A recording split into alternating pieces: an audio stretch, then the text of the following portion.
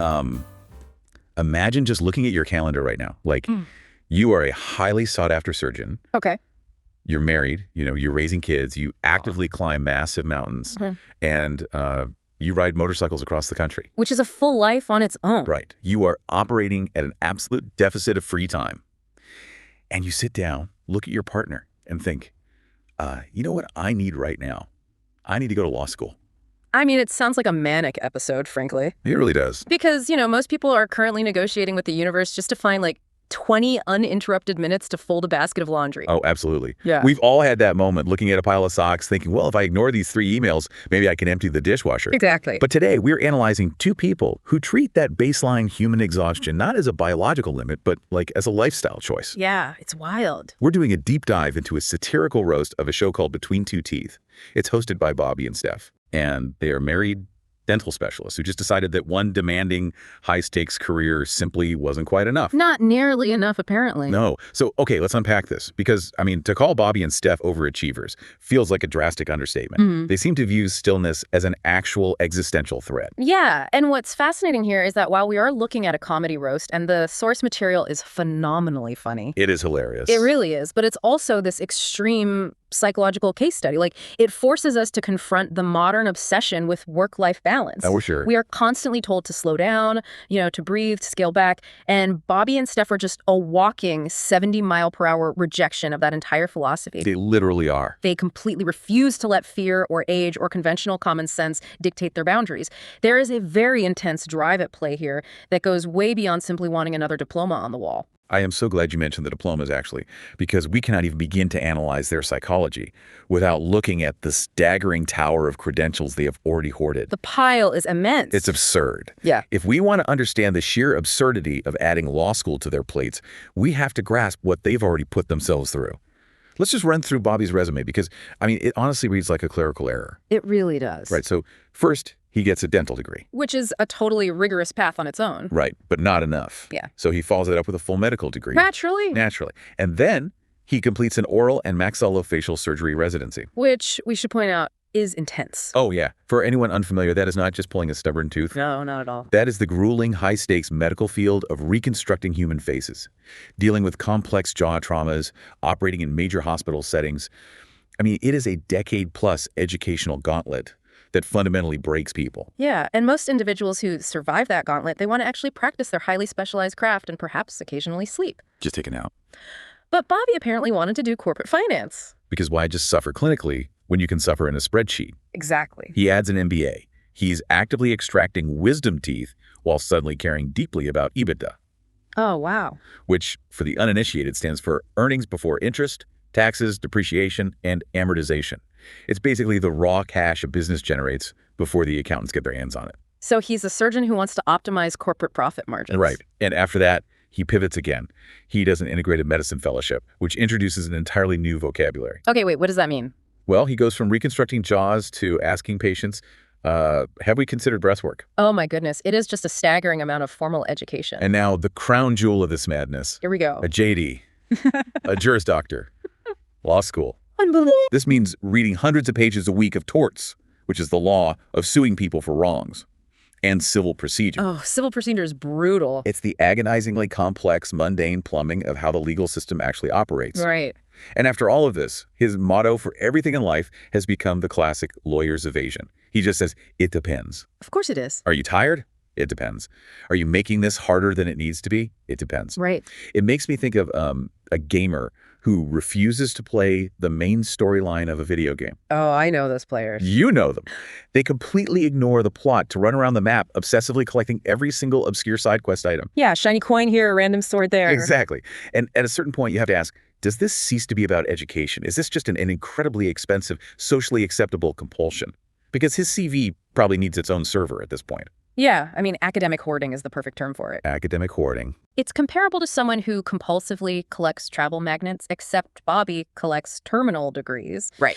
But, I'd push back a little on the idea that it's just a random, shiny object compulsion. Oh, really? How so? Well, I suspect there is a profound psychological safety found in syllabi. Think about it. When you are a student, Your path is perfectly laid out. Oh, that makes sense. Do the reading, pass the test, get the A. Exactly. The unstructured void of normal everyday life is terrifying for someone with that much kinetic energy. Yeah. So a degree program provides a very expensive, very demanding set of guardrails for his mind. And what makes this dynamic truly compelling is that he isn't doing this in a vacuum. Right. He's doing it alongside Steph. Oh, Steph. Steph is the absolute best part of this narrative. Dr. Stephanie Ganter. She is a periodontist. Right. So for a quick layman's definition, while Bobby is in the hospital rebuilding jaws, Steph is the architect of the gums and bone. She treats the entire foundation that holds the teeth in place. Which requires intense precision. Deep, methodical focus. And she brings that exact methodical precision to completely undermining Bobby's lifelong dream. Yeah, this part is amazing. Because Bobby spent his entire life yearning to go to law school. It was his ultimate fantasy. Steph, on the other hand, decided she wanted to go to law school for about 9 minutes. 9 minutes. And she got accepted first. It creates the ultimate comedic foil. I mean, Bobby embodies this chaotic, yearning, grasping energy, and Steph is pure, distilled execution. Yes. She didn't just get into law school before him. She practically took the door off its hinges while he was still fumbling for his keys. It is described in the source material as a full-blown admissions committee humiliation ritual. Oh, absolutely. Just picture this scene. Bobby is sitting there, sweating profusely. He is constantly refreshing his email, frantically checking his spam folder, and asking Steph with forced casualness, like, hey, did your portal change? Mm-hmm. Meanwhile, Steph already has her highlighters perfectly color-coordinated. She's already outlining. She's outlining constitutional law. She's somehow become the mayor of the admitted students group chat. She's running the group chat. Bobby is fighting for his life against a spam filter, and Steph is basically ready to take the bar exam. That dynamic, like Bobby's frantic drive paired with Steph's ruthless efficiency, it's really the only way to explain the sheer logistics of their lives. How they survive. Yeah, because once they both secured their spots in law school, they were faced with a very stark mathematical impossibility. Yeah. They are completely out of hours in a day. This is where my brain just starts to short circuit. Let's look at the mechanics of this. They decide that the optimal time to start a grueling 3-year legal education is right now. Right now. While they are running full-time clinical careers as specialists, giving leadership talks, raising a family, traveling, and riding motorcycles. Just casually. To survive law school, you have to carve out 20 to 30 extra hours a week just for reading and briefing cases. Where does that time physically come from? They do not possess a hidden vault of hours. Yeah, they don't. As the roast joked, they don't need a calendar. Most of us need a forensic accountant just to find 10 minutes to drink a cup of coffee in silence. Well, they manage it because they don't treat time the way the rest of us do. What do you mean? They don't block out discrete activities. They aggressively compound them. Oh, wow. They identify as type A personalities, but, that label is woefully insufficient. It doesn't cover it. No, they are type A+. They are type A with a fellowship. Here's where it gets really interesting, because I think the concept of balance is a buzzword that is actively terrorizing normal people. Oh, for sure. We hear productivity gurus talk about work-life balance, and it just induces guilt. You feel bad because you ordered takeout twice this week or you didn't meditate. Yeah, you feel like you're failing. But Bobby and Steph's version of balance is entirely different. The analogy that captures them best from the text is a motorcycle and a kickstand during a windstorm. It's such a great image. It implies that their equilibrium is inherently precarious. Like, the only thing keeping that motorcycle from crashing to the pavement is the sheer momentum of the wind, or, the forward motion of the wheels. We are still upright, so technically this counts. Yeah. That is their operating definition of balance. Yeah. And speaking of motorcycles, we have to look at the mechanical reality of how they produce their podcast. Yeah. Because they aren't sitting in a plush, soundproof studio with acoustic foam on the walls. Oh, no. They record between two teeth on their motorcycles. Yep. While actively riding down the highway, wearing helmets. That detail alone completely dismantles their threshold for what is doable. Right. I mean, a normal podcaster obsesses over microphone quality, pop filters, room tone. We certainly do. Yeah, exactly. And Bobby and Steph are out there broadcasting discussions on personal transformation over the roar of a combustion engine, severe wind resistance, and highway crosswinds. It's a mobile deposition conducted at speed. That's exactly what it is. Imagine listening to a nuanced discussion on legal theory. And in the background, you just hear the Doppler effect of an 18-wheeler blasting past them in the left lane. Vroom. But honestly, that's the charm. They aren't sitting in an ivory tower telling you to push yourself harder. They are literally out in the elements, checking their GPS, desperately hoping they downloaded their reading assignments on their phones before they hit a dead zone for self-service. Yeah, and if you compare their definition of doable to the average person's... Completely skewed. Right. If someone listening right now says, is this evening class doable? They mean, can I take this class, still manage to cook dinner, and get a healthy 8 hours of sleep? Normal things. Normal things. For Bobby and Steph, doable means can we perform maxillofacial surgery, treat periodontal disease, read case law, ride motorcycles across state lines, climb mountains, attend leadership summits, and still vaguely remember where we left our keys. It's insane. Their baseline existence is a state of perpetual velocity. They are living out their philosophy on the road, learning and pushing themselves in real time. But velocity requires fuel. Right. And eventually things have to come to a halt. In theory. In theory. What happens when you take two people who operate at 70 miles per hour and force them to put up a stop sign? Well, there's this hilarious detail about their wedding. Bobby and Steph chose to be married by Buddhist monks. Which, on the surface, sounds like a beautifully grounded, deeply spiritual, intentional choice. On the surface. Yeah. But the irony is thick enough to cut with a surgical scalpel. Did those monks have any concept of what they were getting into? I really doubt it. You have these lifelong masters of stillness, silence, and internal peace pronouncing them married.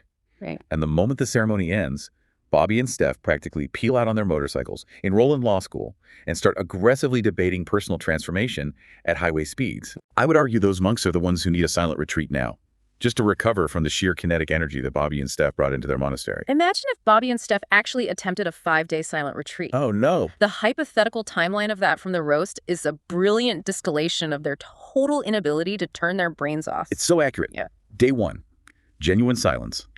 Day 2, forced reflection. And by day 3? By day 3, Bobby is already outlining a 40-minute keynote speech entitled Stillness as a Regulatory Framework. Naturally. By day 4, Steph has somehow acquired an official mindfulness certification from the retreat center. She runs through a sheet now. She owns it. And on day 5, they are launching a brand new podcast, Between Two Teeth, the silent edition. They literally cannot endure empty space. No. And this inability to sit still isn't just a mental quirk. It follows them into the physical world. Let's look at how Bobby approaches an actual massive physical obstacle like climbing Mount Kilimanjaro. Okay, yes. Kilimanjaro. Because Kilimanjaro is a brutal test of endurance. It requires slow, methodical acclimatization. Right. And apparently Kilimanjaro did not look at Bobby and see a natural alpine specimen. Not at all. He is described as climbing with the desperate energy of a man who is actively negotiating with oxygen. Negotiating with oxygen. And now he wants to add a Juris Doctor to this mix. Picture him climbing a mountain with property law casebook shoved in his backpack. That's a heavy book. He is at 19,000 feet, his lungs are screaming for air, and he is trying to read about fee simple determinables. Wow. Which, by the way, is a piece of ancient property law jargon. It outlines how ownership of a piece of land can just instantly vanish if a specific condition isn't met. Okay. It is mind-numbingly dense material at sea level. Reading it in the death zone of a mountain is madness. Absolute madness. I have to ask, are they genuinely running towards their goals? Or is this like a trauma response disguised as ambition? Are they fundamentally terrified of what happens when the noise stops? Well, this raises an important question, and it really strikes at the psychological core of their lifestyle. Yeah. The drive to achieve often masks a deep fear of inadequacy or the terror of being alone with one's thoughts. That makes a lot of sense. And you can see the contrast perfectly when you look at how Steph would handle that exact same mountain. Oh, Steph would be fine. Right. She wouldn't be frantically negotiating with oxygen. She would calmly summit the mountain, brief a complex legal case, remind Bobby to drink his water, and somehow get accepted into another Ivy League program before breakfast. Exactly. Bobby is the one hallucinating halfway up, whispering to the wind, I've always wanted to study admiralty law. Admiralty law, because why not add maritime disputes and pirate jurisdiction to the resume? Why not? Let's get a boat. Exactly. But your point about running from stillness is key.